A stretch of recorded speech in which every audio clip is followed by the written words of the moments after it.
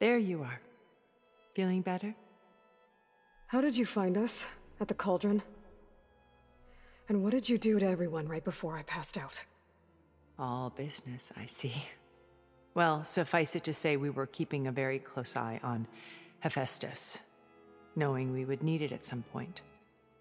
Your ruse didn't fool us, and as for my little trick, it was an overload of the senses, accompanied by an energy discharge. Gerard and Eric were only momentarily disoriented due to their shields, but it rendered you unconscious while I got you out. Perhaps some breakfast might steady you a bit?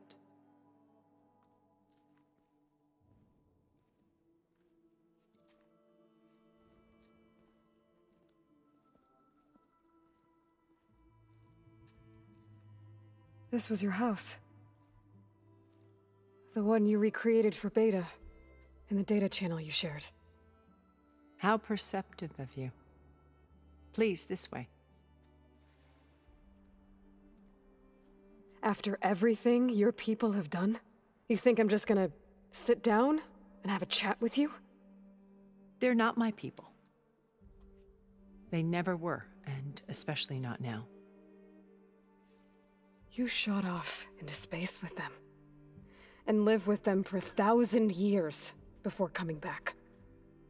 So what made you suddenly turn on them? Quite simply, this. My old focus. You repaired it? But that means you've seen incredible things. What you've accomplished in 2 decades of life.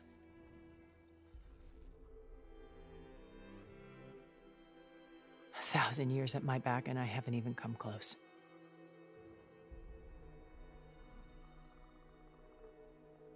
I'm sorry if I invaded your privacy, but I had to. In order to understand. To be enlightened. You truly are Elizabeth's blood. With her drive, her sense of mission, her integrity. Watching all this shamed me for the company that I've kept. Having seen it, all I want is to help you. Even if it means stopping your friends? Especially so. Please, sit down.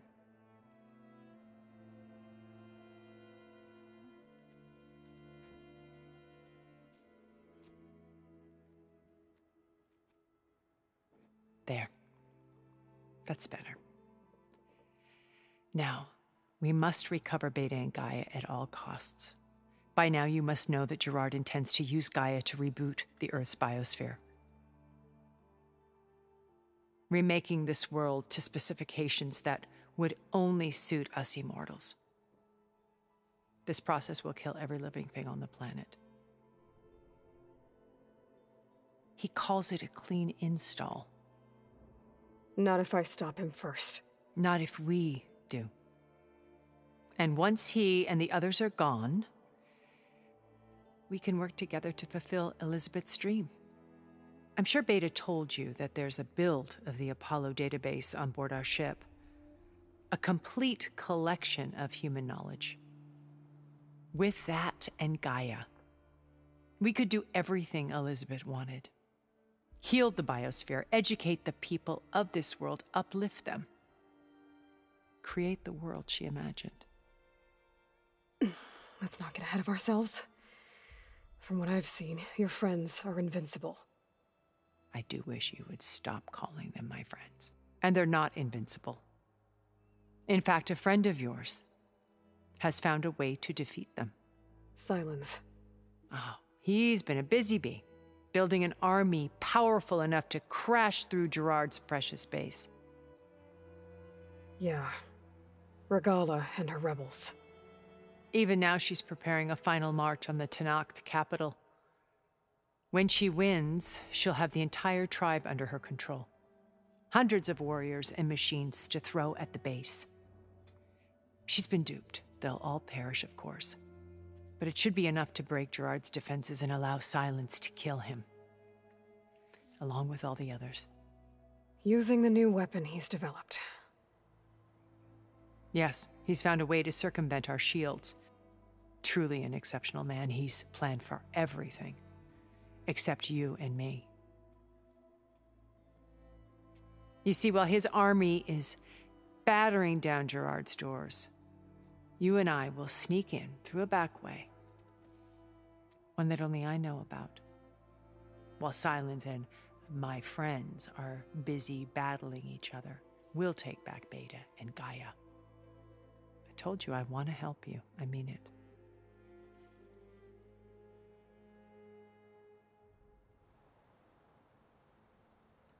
My old focus. How did you find it, let alone repair it? When we encountered you at the Hades Proving Lab, Gerard saw you as a redundancy. I knew better. You were a revelation. After your dramatic escape, bravo, by the way. Gerard and Eric assumed you were dead and gave up the hunt. I wasn't so sure. When the others were busy, I returned to the lab and searched for any trace of you. That's when I found this little treasure. Not easy to repair, but certainly worth the effort. As I watched your life unfold, you were like a splash of color on a worn canvas. What Liz was, and more. Did you show it to the others? Of course not. It was your actions that inspired me to defy them. It's worth noting that if I hadn't found it and watched its contents, I wouldn't have known to save you at the cauldron. You'd be dead. So I should be grateful? If you like.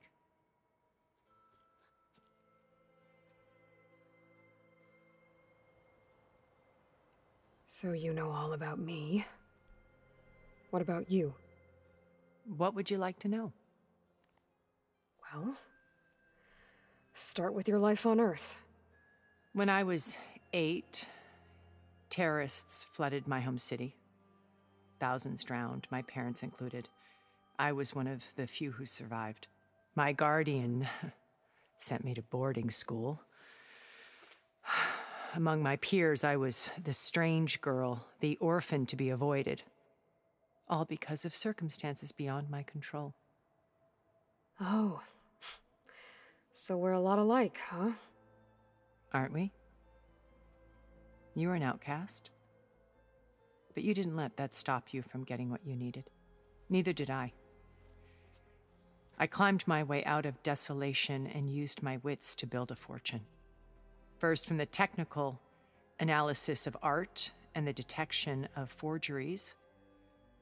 Profitable expertise in those days. But as it turned out, the software I developed was even more useful for counterintelligence. From there, it was only a short step to gathering extremely valuable intelligence on my own. You were a spy? More like a service one could turn to for information. I had to remain anonymous, of course, to protect my privacy.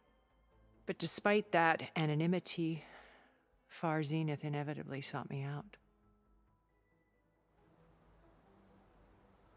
What happened when Far Zenith approached you? They painted an irresistible vision of humanity's future. One where we need not fear illness or death, where we explored the furthest reaches of the stars and thrived. It was only later that I realized that they only intended to bequeath this future to the rich and powerful. By the time I finally figured it out, the walls were closing in, Pharaoh's machines were devouring the earth. So I accepted Far Zenith's invitation to a berth on the Odyssey. I wanted Liz to come, but she had nobler plans, as you well know.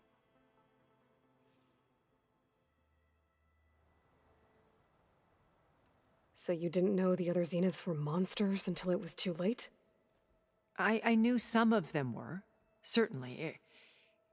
It wasn't until we were off-planet that I understood the true scope of their greed. I was grateful to simply be alive, but the others became obsessed with a kind of effortless immortality. They built a colony where machines serviced their every need, where any memory or fantasy could be endlessly savored in virtual reality. It wasn't life. It was stultifying, a pampered dream state.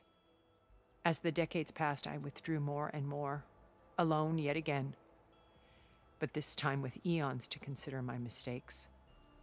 Now, finally, having met you, I feel like I have a second chance. To do what? Help you, of course. To fulfill Liz's dream, which isn't so different from Farzenith's original vision. A better future for humanity.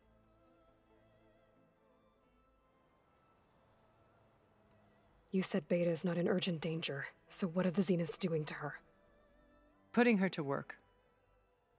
Merging Hephaestus with Gaia.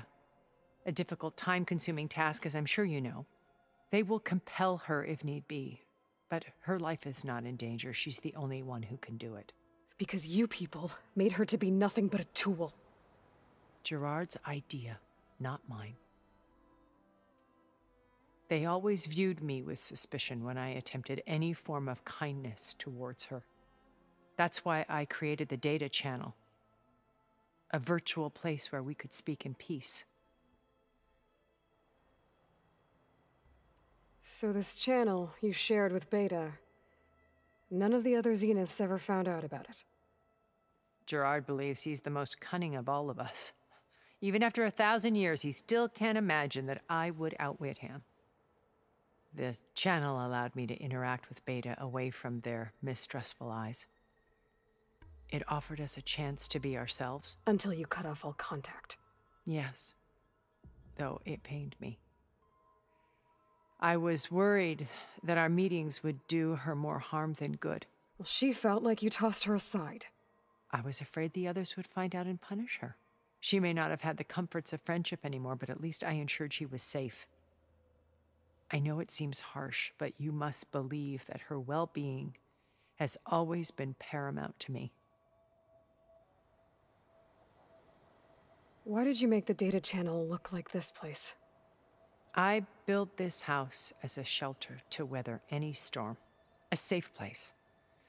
Not just for me, but for the art stored below.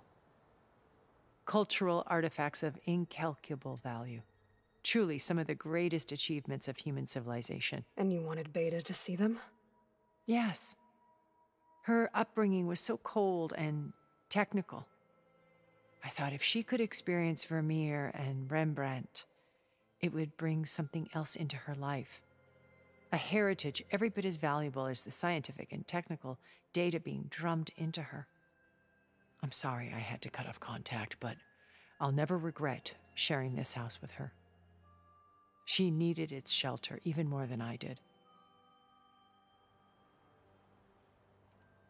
Beta told me your colony was destroyed. That you came back to Earth because you had nowhere else to go. It's true. After we reached our destination, a planet in the Sirius star system, we spent decades building a new home. The physical constraints of Earth, the boundaries of mortality, gone. To think of what we could have done with it. It might have been a utopia. Instead, we stagnated, absorbed in effortless comforts and virtual realities. It took a cataclysm to finally yank us out of our stupor. What happened? A massive geological event. We knew of instabilities in the planet core, but we underestimated them. By the time the collapse was upon us, it was too late to stop it. Only a few of us made it to the ship in time. We set course for Earth, the only safe harbor left to us. Which you decided to make unsafe for anyone else. Not me. Gerard. He believes it's better to wipe the canvas clean than work around the smudges.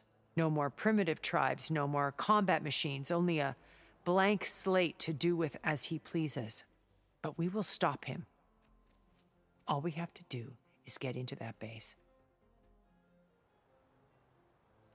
What exactly is your plan to sneak into the Zenith base? We will make use of a lesson I learned from an early age. always know your exits. In this case, a place where Gerard's new construction meets the ancient foundation, a passage that only I can access. When Silence flings his army at the base, we will enter through this back door, bypassing most of the fighting. The distraction will provide us with a window in which to rescue Beta and Gaia. Once we're inside the base, where will we find Beta and Gaia? Here in the command center. By then, Gaia will have been reunited with all of its subordinate functions, including Hephaestus. What about the alpha build of Apollo on your ship? A simple matter of recovery once the others have been dealt with. With that in hand, we'll have everything we need to make this world as it should be. How do you know about Silence's plan? He isn't the only one adept at spyware. You hacked his focus? No, he's too careful for that. But his subordinates? Not so much. He gave additional focuses to the tribals he branded the Sons of Prometheus. The ones working with Regalla. By tapping their focuses, I learned about most of his dealings. The distribution of override technology, the arming of Tanakh rebels, and the secret pact with Regalla to attack Gerard's base. But how did he come up with a weapon that can take down your shields? That's the one thing I haven't been able to figure out, but however he did it, I'm quite certain it will work. With it and the Tanakh army, victory seems to be within his grasp. Such a shame he'll be disappointed. Regalla's only interested in killing Hekarro and waging war on the Karja. What does she have to gain by attacking Zeniths? It's the price she must pay for her war. Without the ability to override machines, her little rebellion would have languished in the desert. So she trades with the Sons of Prometheus. Machines to help her overthrow Hekarro. In exchange for an assault on the base. Pride has deluded her into thinking she can actually survive such a battle. And all without ever knowing who the Sons of Prometheus really answer to. Yet for all of Silence's brilliance, still he underestimates you. That blind spot is what will allow us to take Beta and Gaia right out from under him. While hundreds of Tanakh are cut down outside. So you knew Elizabeth. What was she like? Liz was everything she was. I see in you. And more. Your ingenuity, your determination, your moral compass. You've managed to distill her greatest qualities and make them your own. I'm not asking about me. Tell me about Elizabeth. What was she really like? The honest answer is that I don't actually know. For all the time that I spent with her, she always kept a part of herself locked away. It was like that from the moment we met.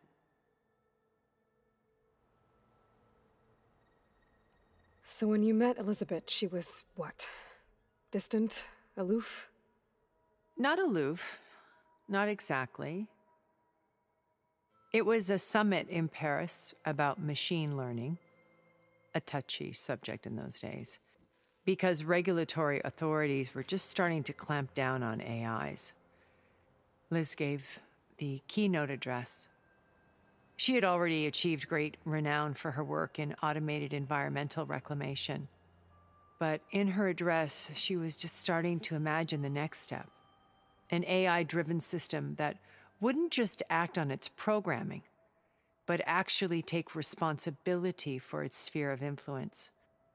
To care about life, not just follow orders. Revolutionary stuff. I was fascinated, and I wanted to meet her for a long time. I watched her after her talk. She had spoken with such moral authority, such empathy. But after that, she retreated. I could tell she felt uncomfortable with all of her admirers. It was as if giving the talk had cost her something. I didn't want to be a pest, so I planned my approach carefully. So how did you finally approach Elizabeth after her talk? I picked the right moment. The morning of the next day, right as she came back to the conference, she had just had her coffee. She was fresh, rested. It was like she had braced herself for the onslaught of colleagues. I asked if I could walk with her, then put forth a question about her talk that I thought was intelligent. Her answer made me realize it wasn't, but she was very welcoming. Almost as if we were previously acquainted. It was only halfway through the conversation that I realized she knew exactly who I was. It was quite a shock to me. My business was trafficking in secrets, and I took great pains to protect my anonymity. So that was Liz, perpetually one step ahead. I came to view our meeting as a metaphor for our friendship. She always seemed to know me far better than I knew her. I guess I know the feeling.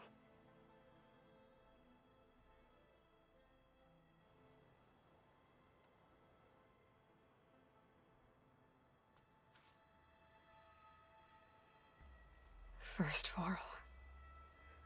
Now Hikaru and the Tenakth. Your plan would wipe out an entire tribe. There has to be another way.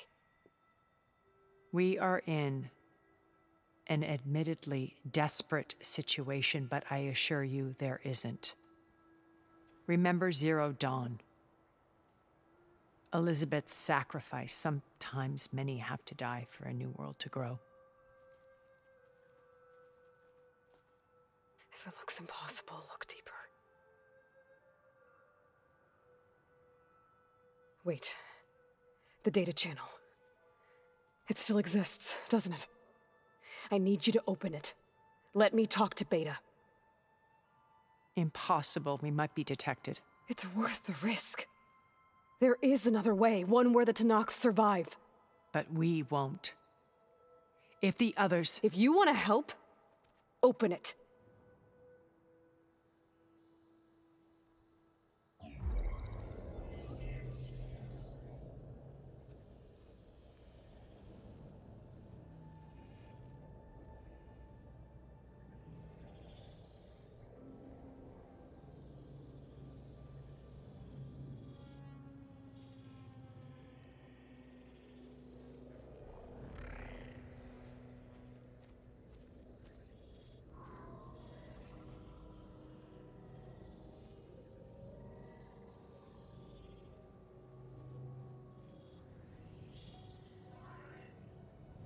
What are they doing to her?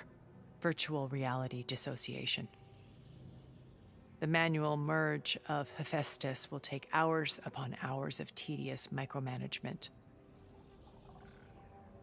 If she resists the work, they run simulations to induce feelings of isolation and despair.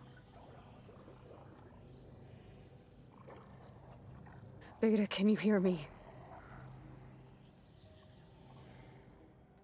You're alive. They're watching me. I can't hold up this extra projection for long. You should have killed me. No. No, look at me. I'm coming for you. I promise, okay? I just need you to hold out a little while longer and work on the merge.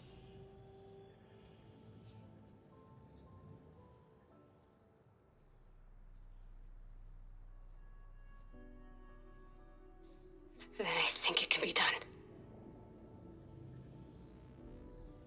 I'll contact again when it's time. Can you hold on? As long as I know you're coming for me, I can endure anything.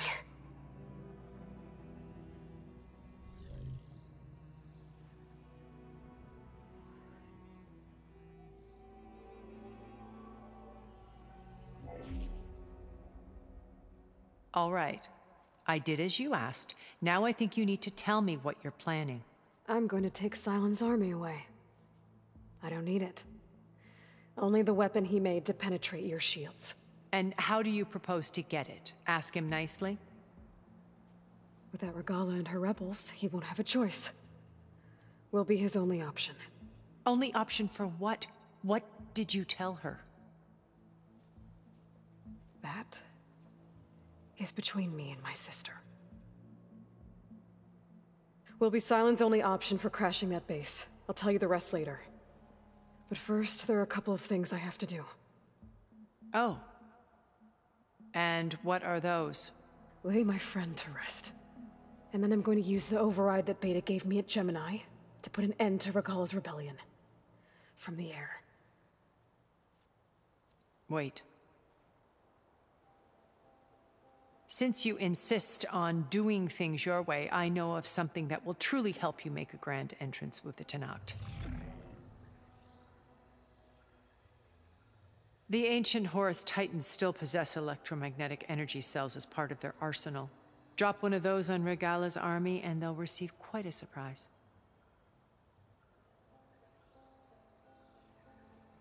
So go, do what you must. I'll come to your base if you manage to bring Sylens to the table. Not if. When.